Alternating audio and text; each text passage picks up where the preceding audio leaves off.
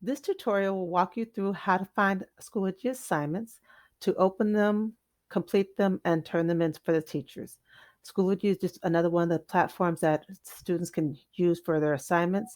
Teams is another one that we're using, as well as Mayan and many other online tools that you can find on Clever. But this particular tutorial will focus on just Schoology.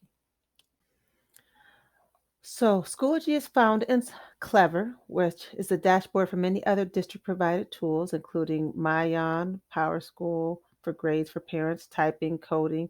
Many other platforms are here, as many of you guys already know. Schoology is one of the virtual learning tools side by side with Microsoft Teams because those are the two main programs that teachers will be using to deliver assignments and assessments and things of that nature. So that's essential that students know how to access those. Some students have listed them as favorites up at the top, just make it quicker and easier, which is easy to do by just clicking on the red heart on any app that you want to make as your favorite. So let me just walk you through Schoology.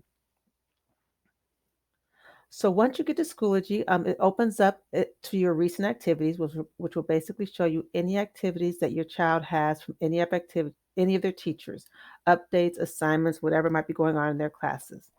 On the right is a great tool for students and parents because it kind of automatically lists all the assignments that are overdue, when they were due, what it was, and each one is its own live link. So you can just click on that and go directly to that assignment to see what it is that they might be missing. After the overdue section, then you'll finally come to the upcoming assignments, which lets you know what isn't past due. This is all the things that's coming up, so the parents and students can be proactive and be prepared for what's to come. To get to their actual classes, there's two ways to go. You can either click on courses at the top, which will give you just a list of the different tiles similar to Microsoft Teams, or they can just click on course dashboard, which also gives you a different set of tiles, just different layout. So either way is fine. They both get you to the same place. And then every teacher that they have, this, and once again, depends on what the teachers tell you. The teachers will tell the students where to go to get their assignments, if it's on Schoology, if it's on Teams, where they need to go.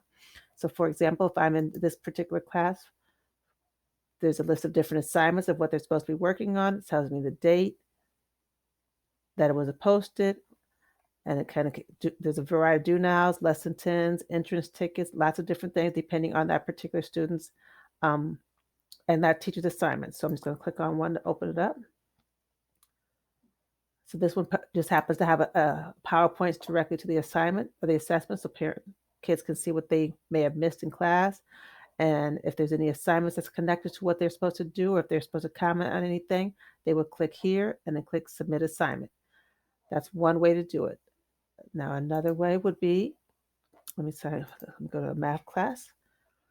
So for this particular teacher, they post announcements about everything. There's links to how to upload a photo and things of that nature. So again, this is all depends on each teacher. Every student won't see this. It'll be designed for whatever that teacher is. And on the side, there'll be whatever upcoming assignments are due for that particular class. So for example, this is a lesson from math. You click on it, open it up.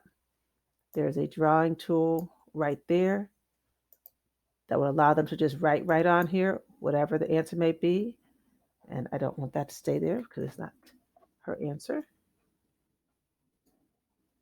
So I'm going to erase that. And then when they're finished with their assignment, they would just hit,